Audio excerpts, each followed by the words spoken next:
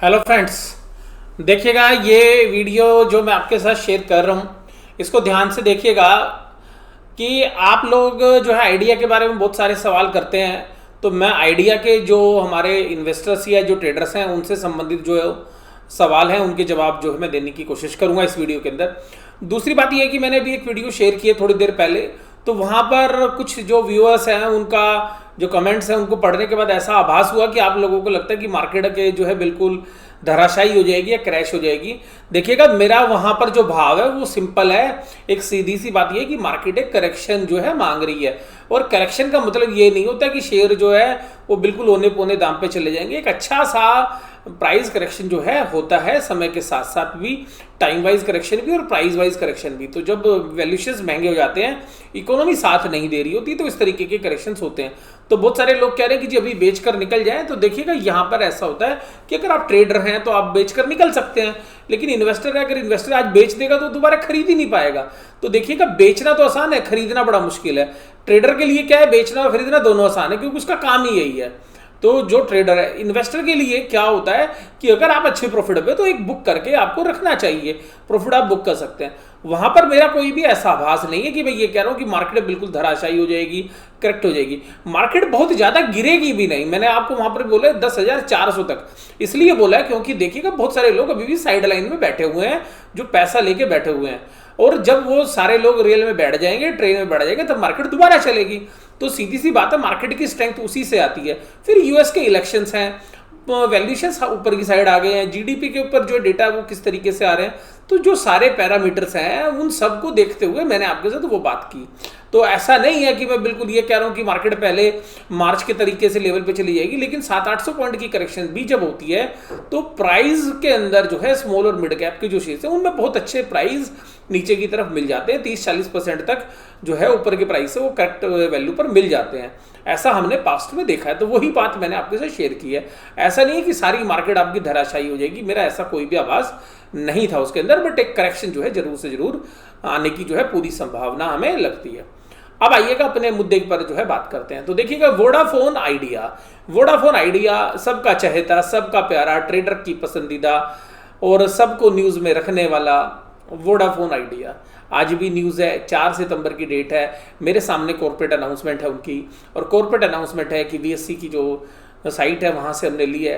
तो Vodafone idea ने जो है एक कॉर्पोरेट अनाउंसमेंट दी है कि देखिएगा वो 25,000 करोड़ रुपए जो है इक्विटी या डेट दोनों के माध्यम से उठाएंगे, और 15,000 जो है दोनों के हिसाब से उठा सकते हैं, यानी कि 15,000 का इक्विटी और 15,000 का डेट, 15,000 करोड़ का। तो 15,000 करोड़, 15,000 करोड़, 30,000 करोड़, लेकिन वो मैक्सिमम 25,000 करोड़ का पैसा उठाएंगे।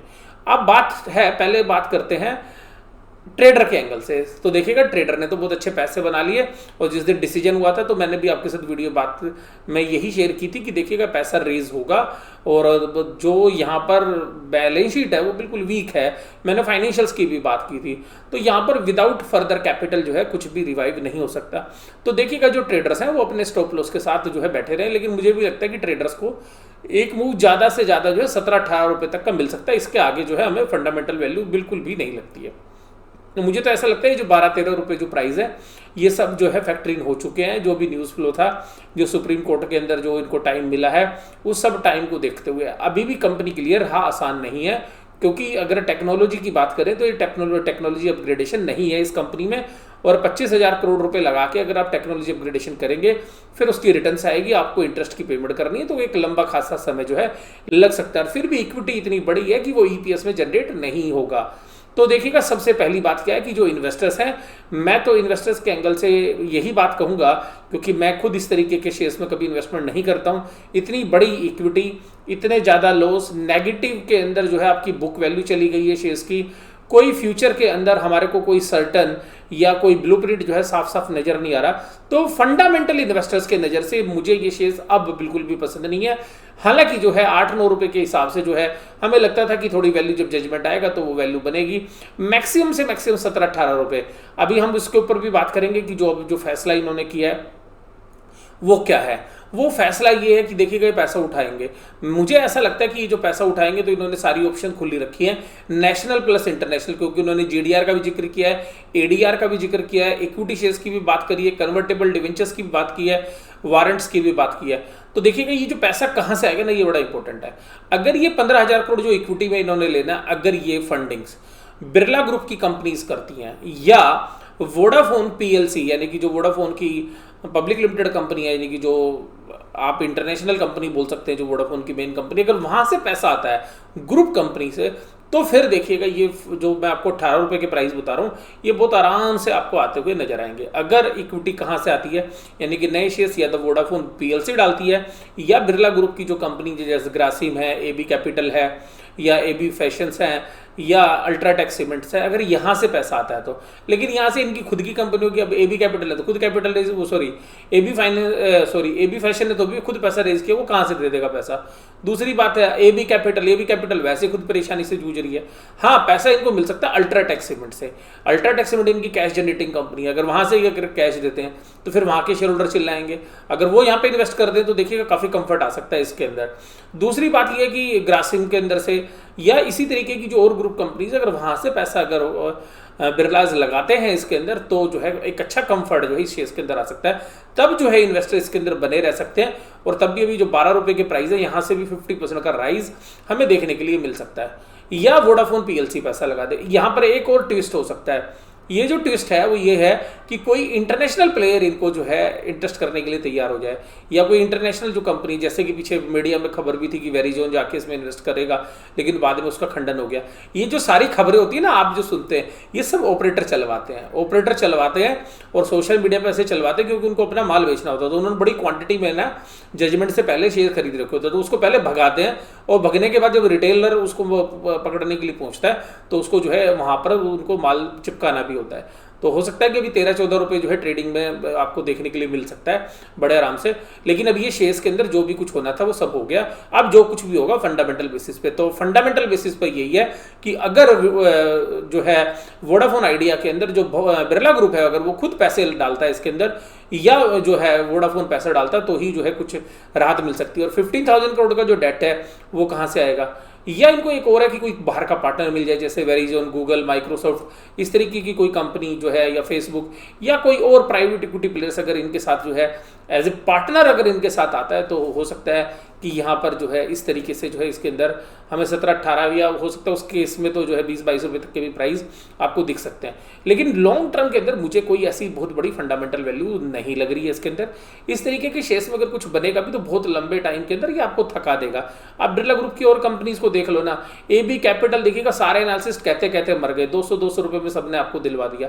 क्या है एबी कैपिटल, 70 रुपए का चल रहा है, वो भी अभी 70-80 रुपए का, वो भी बड़ी मेहनत करके नीचे से आया है। तो देखिएगा अगर आप बिरला ग्रुप की कंपनीज देखें, वो धीरे धीरे चलती है। बिरला ग्रुप में एक ही कंपनी अच्छा परफॉर्म कर रही है, अल्ट्राटेक सीमेंट, बढ़िया एकदम मस्त, उसकी प्राइस मूवमेंट अच्छी है, शेयर्स के प्राइस में भी, कैश फ्लोज भी उसके पास अच्छा है। नहीं, अगर आप देखेंगे तो जो सारी जगह पे बिजनेस में प्रॉब्लम्स है इनके।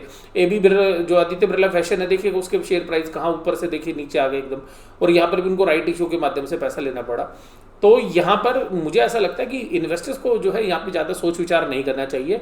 और आप ये सोचते हैं कि यहाँ से मल्टीफोल्ड रिटर्न हो जाएंगे, 100 रुपये का शेयर हो जाएगा, 80 रुपये का हो जाएगा, वो संभावना मुझे नहीं लगती। हाँ, 18 से 22 रुपये, 18 रुपये नॉर्मल केस के अंदर, और कोई स्पेशल ओकेजन हुआ, कोई स्पेशल पार्टी आ गई तो, क्योंकि बैलेंस शीट बहुत ही ज़्यादा खराब है इनकी।